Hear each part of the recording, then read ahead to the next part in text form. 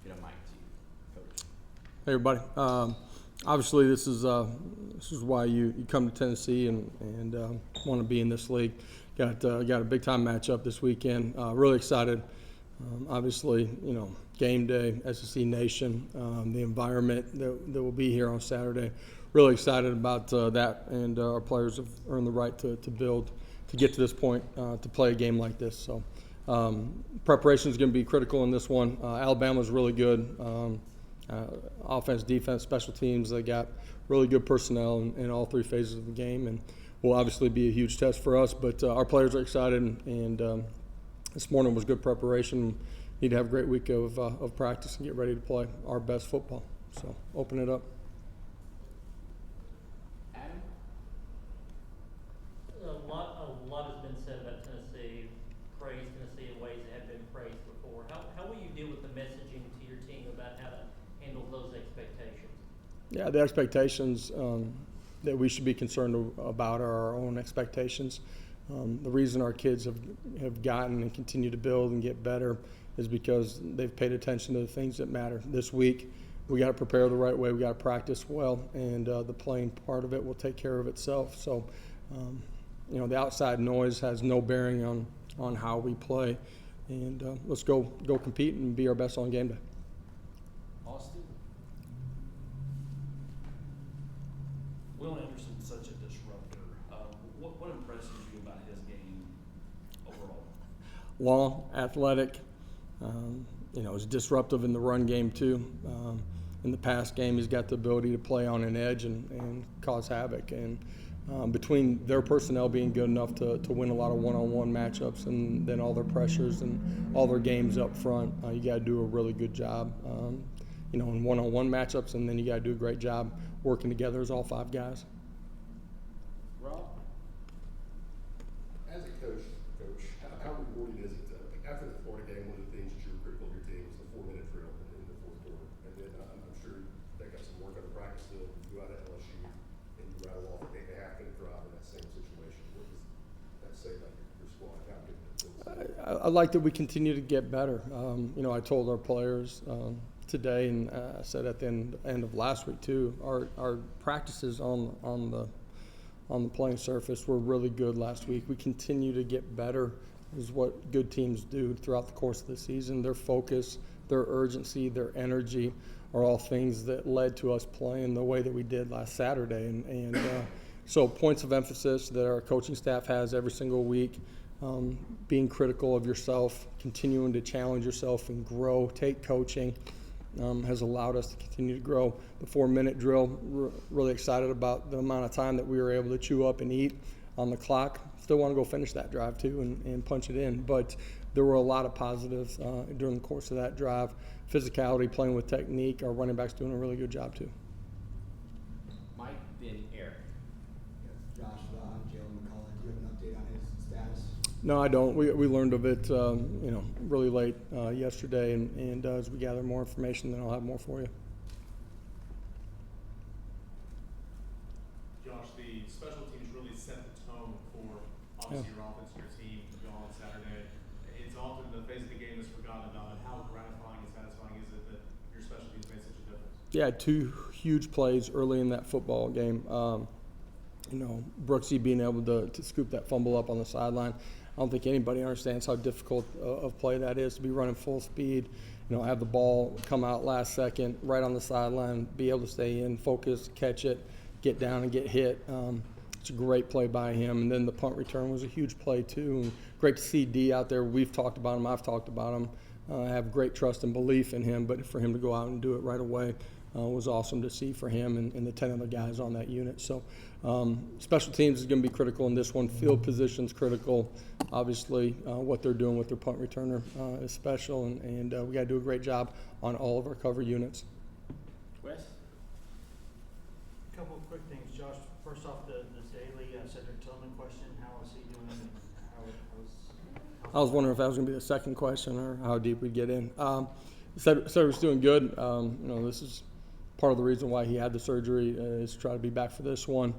He's continuing to progress over the weekend, and so we'll monitor him and at the end of the day, our medical team, like I said last week, our medical team and Cedric will make the right decision for him now and in the future too. And in terms of, regardless of what's going on with Jalen and all that, how do you feel about your depth situation there? We've seen a couple different guys there in that kind of strong safety spot. What are your options there?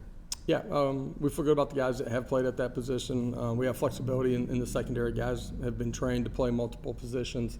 So we'll see as the week unfolds here, but have great trust in all those guys. Vince? Just to follow up on that opening kickoff, how much of that, you said you guys had worked on that, how much of that was seeing what the right look on tape, and was the sun a factor, because it looked like the return was coming? I don't know, the sun might have been a factor.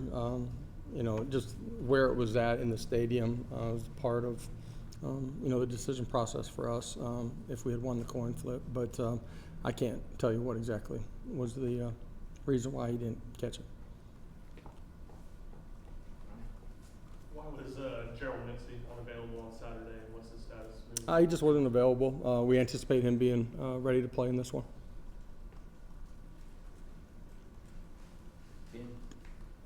On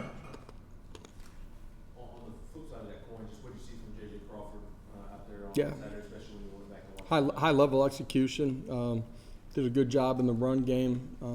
Combinations working with the guard and some of his man blocking. Did a really nice job in pass protection too. So, you saw we didn't change the way we played, the way we did anything. We got great trust in him. Coach, with Byron Young, he had 1 sack through the first 4 games and 2.5 Byron on Saturday. What can that do for him to finally get up and finish some of those plays? Yeah, sometimes as a pass rusher, you don't always have control about the end result. You try to win your one-on-ones, you win your games that you're running with the interior guy, and you try to apply pressure to the quarterback. You can't always get home based on him getting rid of the football.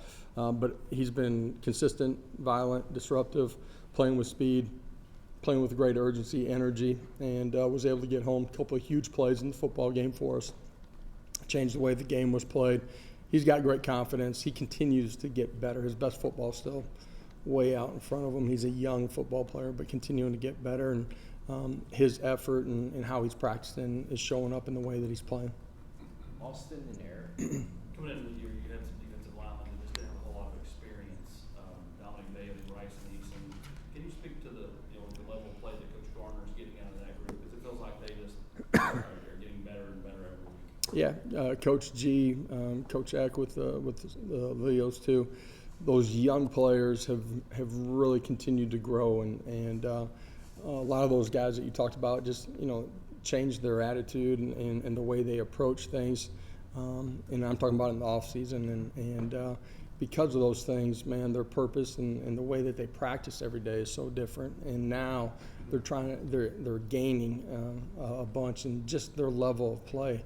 They understand what we're doing. They understand the why behind it more. They're playing with a lot better technique. Coach G's done a great job of developing these guys. There's a huge difference from us a year ago at this time to who we are now up front across the board, just playing with great technique and understanding what we're doing. And that's allowing our guys to be extremely disruptive, to be able to win one-on-ones and pass protection, pass rush, but then also being able to make plays in the run game, snag off, and be disruptive.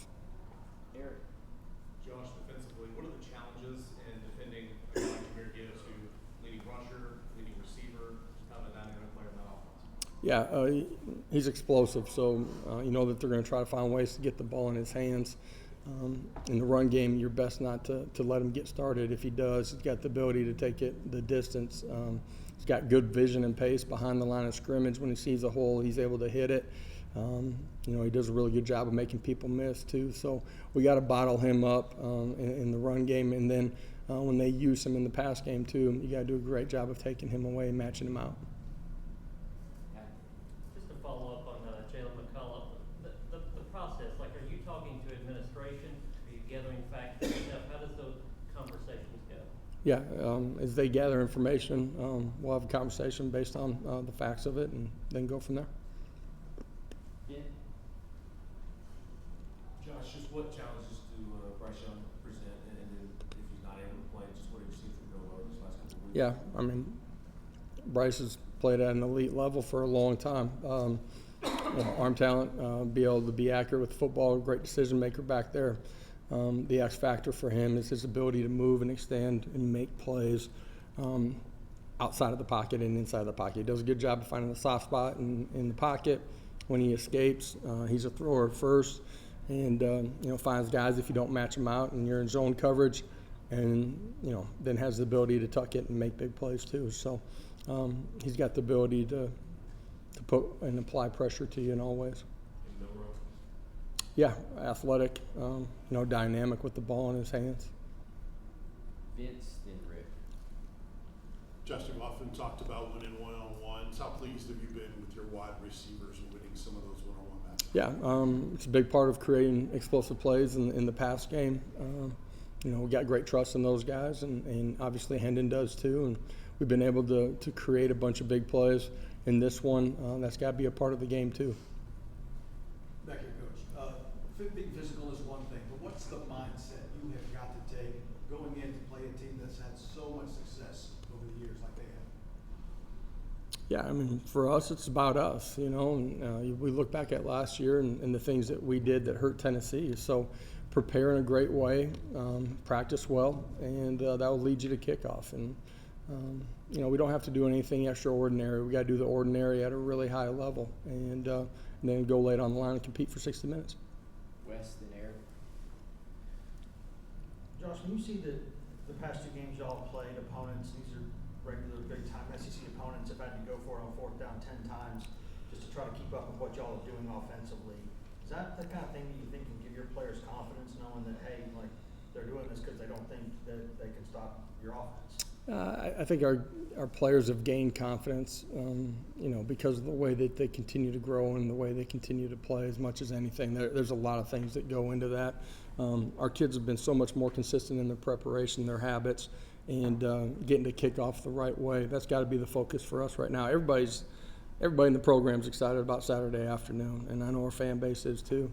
Great thing about being a fan is you get to enjoy the week of just the build-up. As competitors, coaches and players, man, it's about your routine, it's about your habits, it's about preparing the right way, and then we'll be ready to play. Eric. Alabama's defense, very aggressive. Obviously, it's a Nick Saban coach defense. On tape, what have you seen from them so far? Yeah, typical, great personnel. They're long, they're athletic at all positions. They're physical in their front seven. The ability to run sideline to sideline, which can cover things up.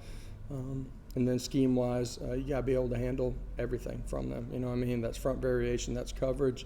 You got to be in sync with your front. That's in your run game, that's in your pass protections. And your wideouts and quarterbacks got to see the secondary the right way. Great test for us. They're a really good football team on that side of the ball in all three phases too. But it's one that we're excited about. Back to the Coach Ryan Kelly admitted during the broadcast at halftime that you were out coaching him. What does it mean when another coach admits that you're coaching better than him? Man, we were playing well. That's what it comes down to, man. So it's not about me. It is we got a full locker room, 125 guys, and a great staff, and the way that we have continued to grow, the way we continue to compete, strive to get better. That's why we're playing the way that we are. We've got to have a great week this week.